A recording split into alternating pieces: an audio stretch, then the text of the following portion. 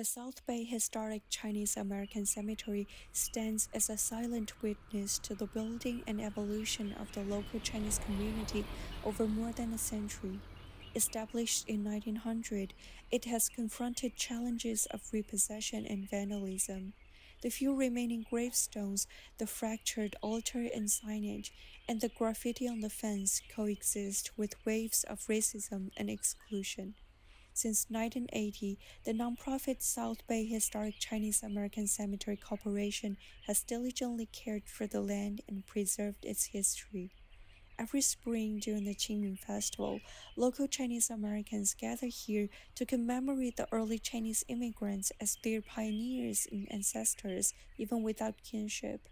They took root here, paved the way for future generations, and now rest in peace in their adopted country.